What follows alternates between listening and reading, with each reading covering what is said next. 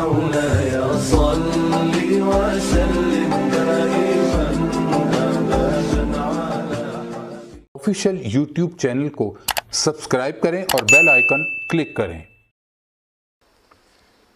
اس کے بعد اگلی حدیث نمبر 859 859 یہ باب و وضوء الصبیان، بچوں کے وضو کا باب ہے۔ باب کا نمبر ہے 161 ہے باب کا نام، اور اس کے اندر حدیث ہے، حدیث نمبر 859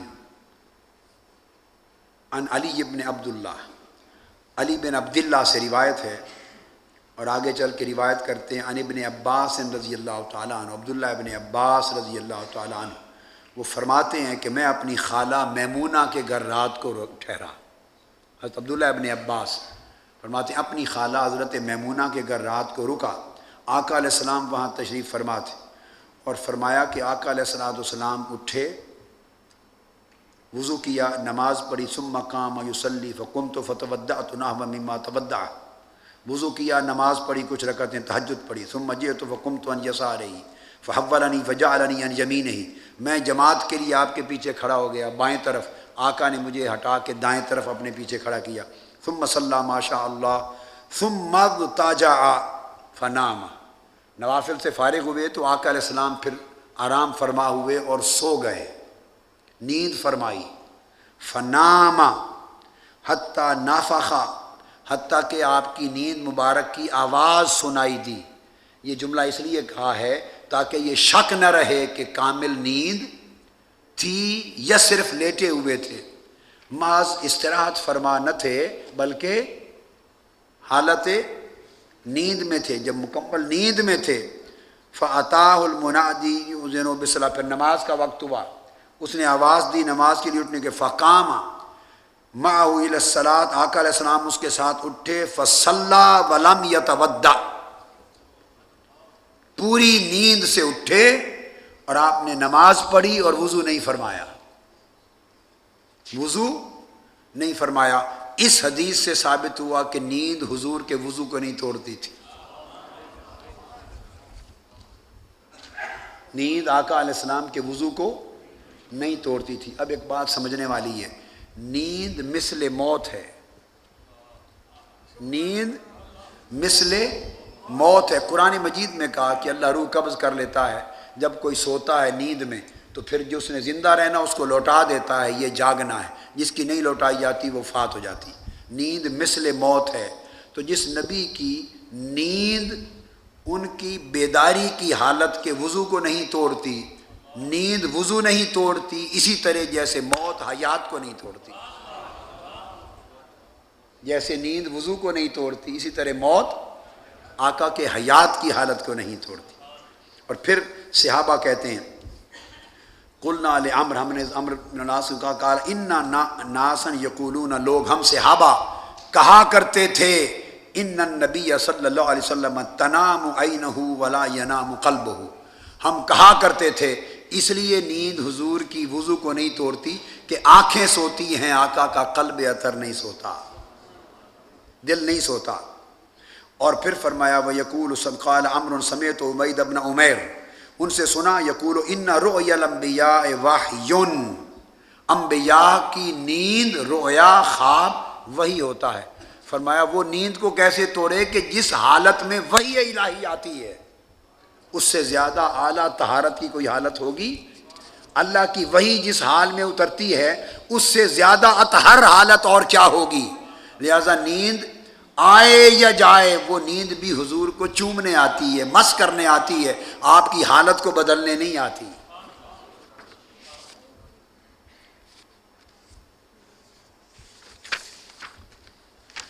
اس کے بعد حدیث نمبر 918، حدیث نمبر 918،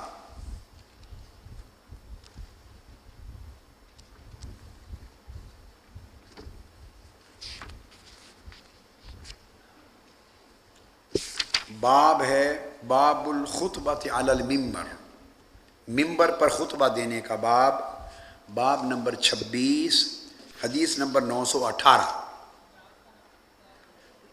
کتاب الجمعہ، کتاب الجمعہ، باب الخطبۃ علی المنبر، اور حدیث نمبر 918۔ قال حدثنا سعید بن ابی مریم قال حدثنا محمد بن جعفر قال اخبرنی یحیی بن سعید قال اخبرنی ابن انس انه سمع جابر بن عبد الله قال كان جزع يقوم اليه النبي فلما وضع له المنبر سمعنا للجزع مثل اصوات العشار حتى نزل النبي فوضع يده عليه۔ یہ حدیث بھی متفق علیہ ہے۔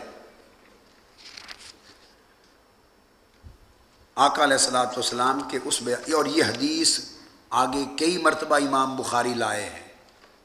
جس حدیث میں آقا علیہ السلام کی شان ہے، کوئی عشق کی بات ہے، عظمت رسول کی بات ہے، جس حدیث میں امام بخاری اتنی کثرت کے ساتھ اسے بار بار لاتے ہیں کہ مجھے تو یوں لگتا ہے کہ امام بخاری حضور کے عشق، محبت اور ادب اور عظمت کی بات کو بار بار حدیث بخاری میں لانے کے بہانے تلاش کرتے ہیں۔ من حب شیئا اکثر ذکرہ، بار بار لاتے ہیں۔ یہ حدیث بھی ان میں سے ہے جو مکرر آئی ہے۔ حدیث میں مکمل یہ ہے کہ آقا علیہ الصلوۃ والسلام کھجور کا خشک تنا تھا، اس کے ساتھ ٹیک لگا کر اس کے ساتھ کھڑے ہو کر آقا علیہ السلام خطبہ جمعہ دیتے۔ آپ کے لیے ممبر بنا کے رکھ دیا گیا۔ جب ممبر بنا کے رکھا گیا آقا علیہ الصلوۃ والسلام، تو اس دن جمعہ کی نماز پر آقا علیہ السلام تشریف لائے اور ممبر پہ قیام فرما ہوئے خطبہ دینے کے لیے۔ بس آ کے اس کے پاس سے گزرے، استون حنانہ جس کو کہتے ہیں، خشک کھجور کا تنا، ممبر پہ قیام فرما ہوئے خطبہ شروع کیا تو خشک کھجور کا تنا زار و قطار رونے لگ گیا اور چیخ و پکار کرنے لگ گیا۔ اور صحابہ کرام کہتے ہیں کہ ہم نے اس طرح سنا اس کی چیخ و پکار کو، اتنے چیخ و پکار کو سنا جیسے اونٹنیاں، گابھن اونٹنیاں سنتی ہیں۔ کبھی فرمایا جیسے بچہ ماں سے بکھر جائے تو چیخ و پکار کے ساتھ روتا ہے۔ مختلف مثالیں دی ہیں، مختلف طرق سے یہ حدیث جو وارد ہوئی، زور سے چیخ و پکار کے ساتھ روئے۔ آقا علیہ السلام نے اس کی پکار سنی، اس کا رونا سنا، حتیٰ کہ ممبر سے نیچے اترے، فوضع یدہ علیہ، ایک حدیث میں آقا نے اس کے اوپر دست اقدس رکھا اور وہ سسکیاں لے لے کے چپ کر گیا۔ آگے حدیث میں ایک اور مقام پر آیا کہ آقا علیہ السلام نے اس کو سینے سے لگا لیا اور وہ سسکیاں لے لے کے چپ کر گیا۔ اس کی تفصیلات ہیں، اور اس کو دیگر کتب میں امام بزار نے، امام طبرانی نے، امام حاکم نے، امام بہقی نے، امام ابو نعیم نے، امام سیوطی نے، انہوں نے مختلف طرق اور اسانید سے اس کی تفصیلات بیان کی ہیں۔ اور پھر آگے ایک حدیث میں، صحیح بخاری تو یہ ہو گئی، آگے یہ بھی آیا کہ آقا علیہ السلام اس خشک تنے کے پاس گئے اور اس سے پوچھا، چپ کر بتا کیا چاہتا ہے؟ آقا علیہ السلام نے فرمایا، لفظ ہیں، اگر چاہتا ہے تو تمہیں دنیا میں پلٹا کے پھر زندہ کر دوں۔ وہ خشک تھا، تمہیں پھر زندہ کر دوں اور تم پر پھل پھول لگیں، پھل لگیں، تر و تازہ ہو جاؤ، اور اگر چاہتا ہے تو تمہیں جنت میں لگا دوں تاکہ جنت میں اولیاء تیرا پھل کھائیں۔ امام جلال الدین سیوطی نے الخصائص الکبریٰ میں تمام طرق اور اسانید کو جمع کر کے اس کو روایت کیا۔ الخصائص الکبریٰ جمیع طرق کو جمع کیا ہے۔ قاضی ایاز نے کیا، امام قسطلانی نے کیا، محدثین نے کثرت سے کام کیا۔ تو کھجور کے تنے نے حضور سے عرض کیا، یا رسول اللہ اب یہاں نہیں، اب جنت میں لگا دیں۔ تو آقا علیہ السلام نے اس کو جنت میں لگا دیا۔ اب کیا، اوپر ممبر بنوا دیا اس جگہ پر، فرمایا تھا ما بین بیتی و ممبری روضۃ من ریاض الجنہ، وہیں دفن کر دیا۔ اور وہ جگہ جی وہ آقا علیہ الصلوۃ والسلام نے فرمایا کہ جنت کا باغ ہے۔ اس سے چند عقائد کے بنیادی مسائل معلوم ہوئے۔ امام شافعی رحمۃ اللہ تعالی علیہ، امام سیوطی نے الخصائص الکبریٰ میں روایت کیا، اور امام ابن حجر اسقلانی نے فتح الباری میں روایت کیا، اور امام قسطلانی شارح بخاری نے، اور امام عینی نے عمدۃ القاری میں روایت کیا کہ امام شافعی رحمۃ اللہ تعالی علیہ سے پوچھا گیا کہ عیسیٰ علیہ السلام کے معجزات میں سے تھا وہ تو مردہ زندہ کرتے تھے، اے امام شافعی کیا تمہارے نبی نے بھی کوئی مردہ زندہ کیا ہے؟ امام شافعی نے جواب دیا ہاں، عیسیٰ علیہ السلام مردہ زندہ کرتے تھے، ہمارے نبی نے مردہ خشک کھجور کے تنے کو زندہ کر دیا۔ اور مردوں کو زندہ کرنے کی حدیثیں الگ ہیں، وہ الگ ہیں، مگر میں اس واقعے سے متعلق چونکہ شرح کر رہا ہوں۔ اب کیا احیاء موتا اور احیاء الجزع الحنین، اس میں فرق یہ ہے کہ انسان کامل تھا، اس کے سارے آلات سما بھی تھے، حواس خمسہ بھی تھے، آنکھیں بھی تھیں، کان بھی تھا، زبان بھی تھی، ہاتھ بھی تھا، حاسہ بصر بھی تھا، حاسہ سمع بھی تھا، حاسہ کلام بھی تھا، حاسہ ذائقہ بھی تھا، سارے حواس تھے، صرف جسم سے روح نکل گئی۔ احیاء موتا کیا ہے؟ مردوں کو زندہ کرنا کیا ہے؟ صرف روح نکل گئی۔ تو عیسیٰ علیہ السلام فرماتے قم باذن اللہ، تو قم باذن اللہ سے عیسیٰ علیہ السلام کا معجزہ کیا تھا؟ جسم پہلے سے تھا، اعضاء پہلے سے تھے، حواس پہلے سے تھے، روح نکل گئی تو سب حواس نے اپنا کام چھوڑ دیا، روح نکل گئی تو حواس نے کام چھوڑ دیا۔ قم باذن اللہ سے روح واپس پلٹی، روح جسم میں واپس آئی، حیات آ گئی، تو باقی تو سب کچھ پہلے سے موجود تھا، تو کانوں نے سننا شروع کر دیا، آنکھوں نے دیکھنا شروع کر دیا، زبان نے بولنا شروع کر دیا، ہاتھ نے چھونا شروع کر دیا، روح پلٹی، احیاء موتا ہے۔ اور استن حنانہ کا معجزہ تاجدار کائنات صلی اللہ علیہ وسلم کا احیاء موتا سے عجب تر ہے۔ احیاء موتا میں انسان تھا، یہاں کھجور کا درخت ہے، نہ اس کی عقل تھی، نہ اس کی آنکھ تھی، نہ اس کے کان تھے، نہ زبان تھی، نہ ہاتھ تھی، نہ سمع تھی، نہ بصر تھی، نہ شامہ تھی، نہ ذائقہ تھی، نہ لمس تھا، اس کے کوئی حواس نہ تھے اور اس کی کوئی صلاحیتیں نہ تھیں، نہ شعور تھا، نہ فہم تھا، نہ ادراک تھا، نہ عقل تھا، نہ کلام سمجھنے کی طاقت تھی، نہ بولنے کی صلاحیت تھی، اس میں کچھ نہ تھا۔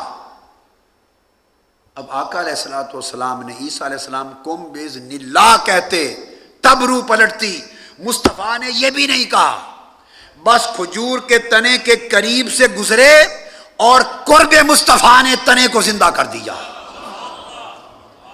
امام سیوطی نے روایت کیا ہے کہ جب حضور قریب سے گزرے تو تنا تکتا رہا کہ مجھ پر آئیں گے، جب گزر گئے اور اس پر نہیں کھڑے ہوئے، منبر پہ چڑھے، وہ رونا شروع کر دیا، تو مصطفیٰ کے قرب نے اسے آنکھیں بھی دے دی کہ آقا میری طرف نہیں منبر کی طرف جا رہے ہیں، آنکھیں بھی دے دی، شعور بھی دے دیا، جب آقا نے خطبہ دیا تو کان بھی دے دیے، سماع بھی دے دیا، رونا بھی دے دیا، حواس بھی دے دیے، احساسات بھی دے دیے، کیفیت بھی دے دی، تڑپنا بھی دے دیا۔ اور پھر آقا علیہ السلام اترے، چھوا، سینے سے لگایا، سسکیاں لینے لگ گیا، یہ حواس بھی دے دیے کہ اب حضور نے مجھے چھو لیا ہے، اور سسکیاں لے کے رونا بھی دے دیا۔ پھر آقا نے پوچھا کیا چاہتے ہو، اس کو سننا سمجھنا بھی دے دیا، پوچھا یہاں زندہ کر دوں کہ جنت میں لگا دوں، جواب دینا بھی دے دیا، عرض کیا حضور جنت میں لگا دیں۔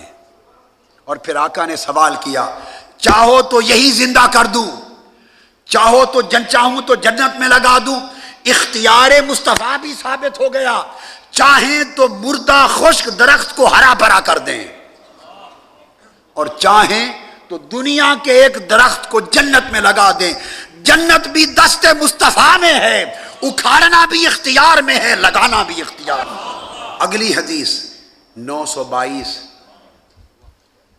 یہ کون ہے جو حدیثیں چن چن کے لا رہے ہیں؟ امام بخاری ہیں۔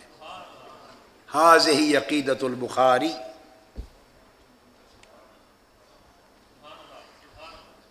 باب نمبر 29، حدیث نمبر 922، میں نے کل آپ کو سارے حوالے دے دیے تھے، ما علم کا بہذا الرجل ما کنت تقول فی حق ھذا الرجل محمد۔ امام بخاری اس باب میں حدیث نمبر 922 وہ حدیث پھر پلٹ کے لائے، اور وہی بات جو کہی تھی آقا علیہ السلام نے فرمایا سوال کیا جائے گا، انہ قد اوحی الی انکم تفتنون فی القبور، اور وہ کیا فرمایا، فیؤتی احدکم فیقال له ما علمک بہذا الرجل، بتا ان کے بارے میں کیا عقیدہ ہے۔ وہی ایک حدیث، ایک ہی سوال۔ اس کے بعد اگلی حدیث صفحہ حدیث نمبر 950، حدیث نمبر 950 اگلی جلد ہوگی بیٹے، اور اس 950 کو صرف مینشن کروں گا، یہ وہی حدیث ہے حبشیوں کا رقص کرنا، حبشیوں کا رقص کرنا۔ تھوڑا مجھے بھی سرور پہنچا دو نا، وہ کیا کہہ رہے تھے، رقص کرتے تھے، محمد عبد صالح، محمد عبد صالح، محمد عبد صالح، محمد عبد صالح، مزہ نہیں آ رہا، اونچا گئے، اونچا، محمد عبد صالح، محمد عبد صالح، محمد عبد صالح، محمد عبد صالح۔ حبشی کیسے کہہ رہے تھے، محمد عبد، محمد عبد صالح، محمد عبد صالح، محمد عبد صالح، محمد عبد صالح، محمد عبد صالح، محمد عبد صالح۔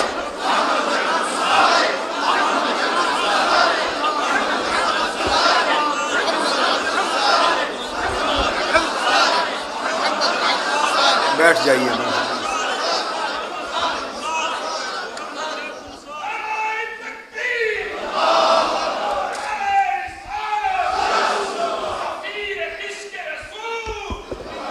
بیٹھ جائیے، سبحان اللہ۔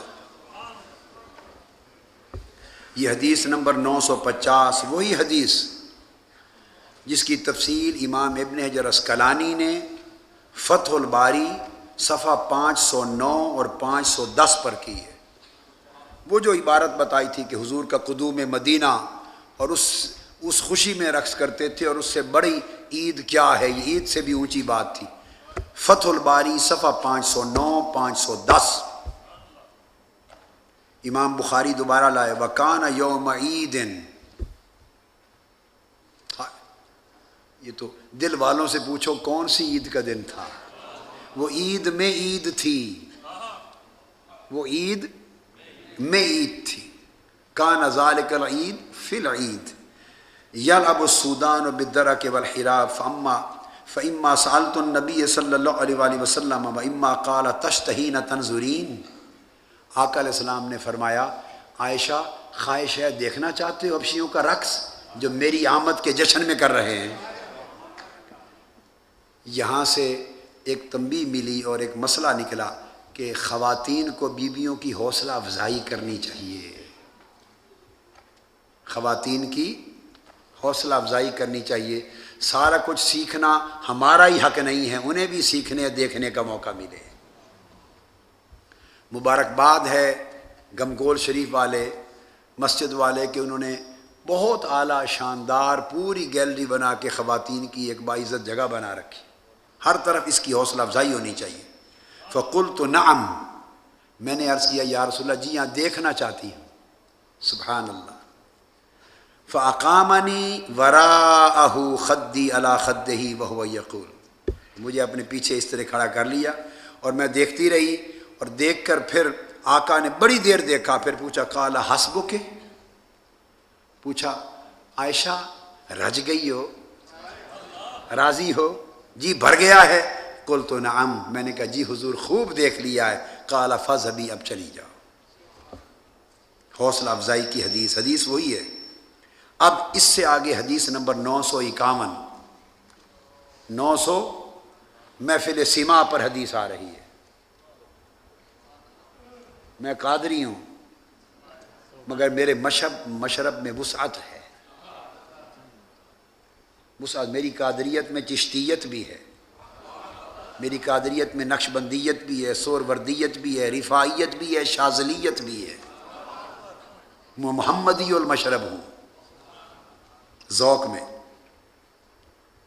اور غلام ہوں صاحب نسبت قدوۃ الاولیاء حضور سیدنا طاہر علاء الدین بغدادی جیلانی رضی اللہ تعالیٰ عنہ، ان کے قدموں سے نسبت۔ اب وہ حدیث جو ہے وہ سنیے، 952 حدیث نمبر، اور مفتی اعظم مفتی گل رحمان صاحب میرے پیر بھائی بھی ہیں،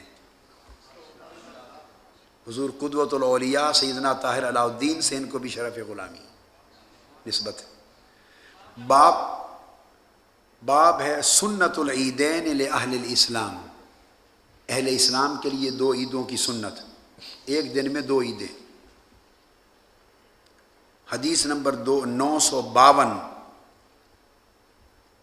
حدیث کیا ہے؟ قالت دخل ابو بکر عن عائشہ حدثنا عبید بن اسماعیل قال حدثنا ابو سامۃ عن ہشام عن النبی عن عائشہ رضی اللہ تعالی عنہ قالت دخل ابو بکر وعندی جاریتان من جوار الانصار تغنیان۔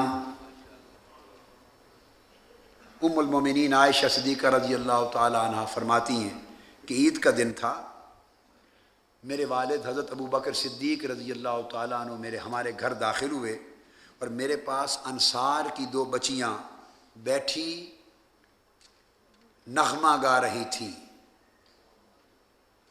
وہ انصار کی شجاعت کی قدیم ایک تاریخ تھی، جنگی اور شجاعت کی تاریخ کا نغمہ تھا،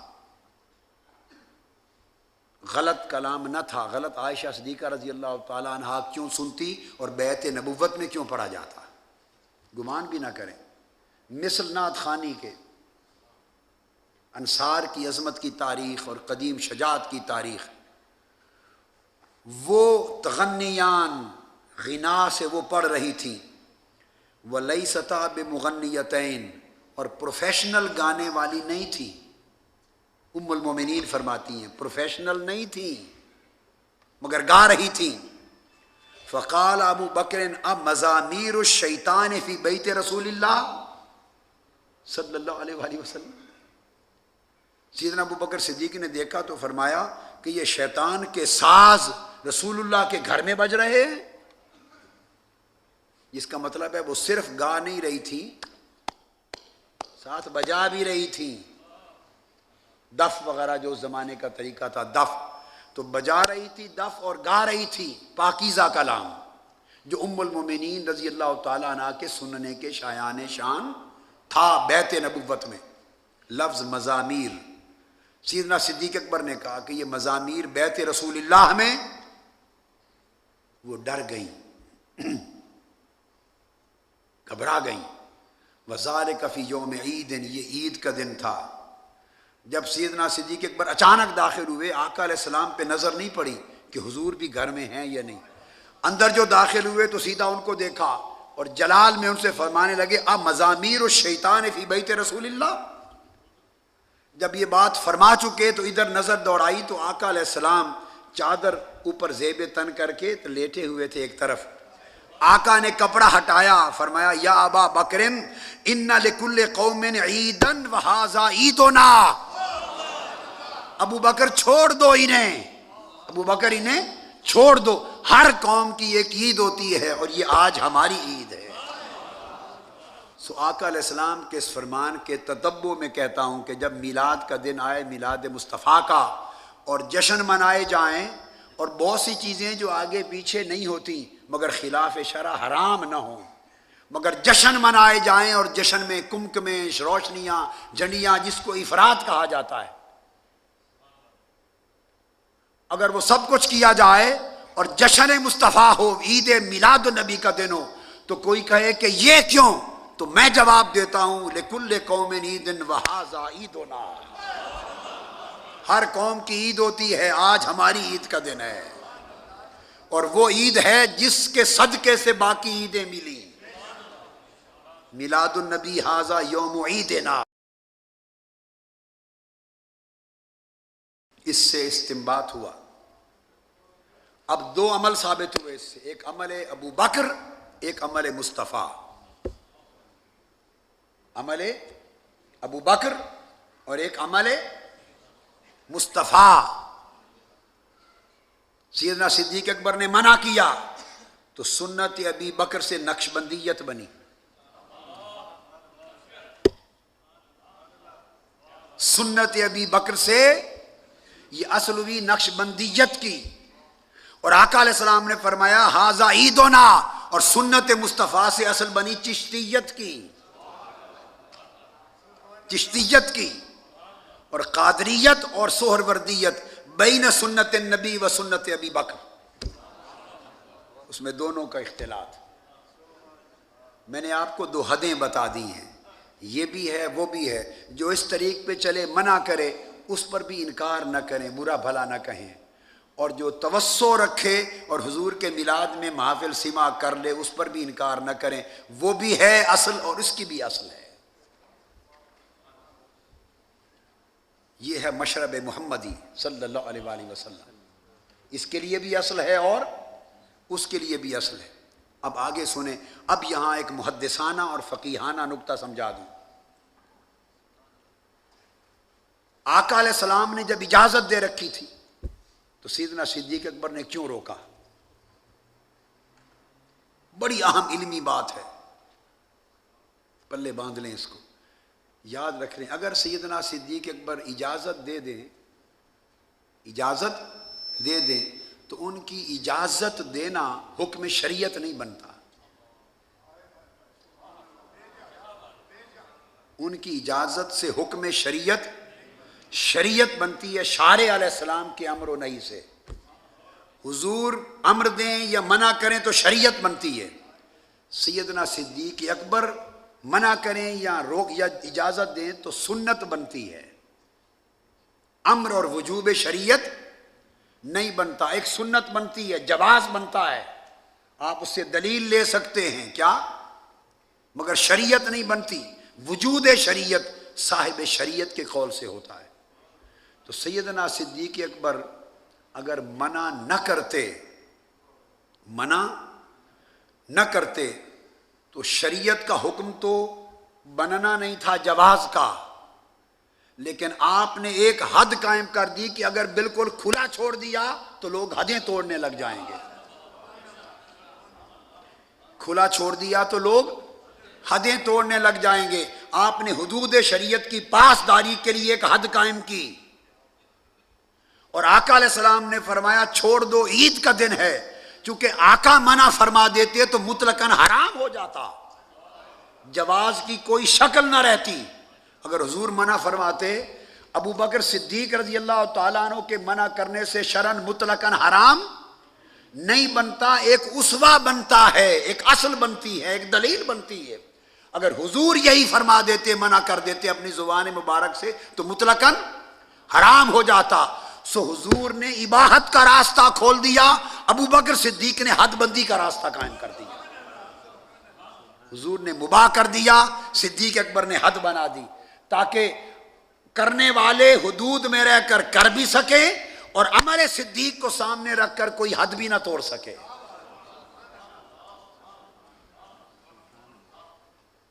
ये इस हदीस का फिक्ही अहकाम इससे इस्तिंबात हुआ।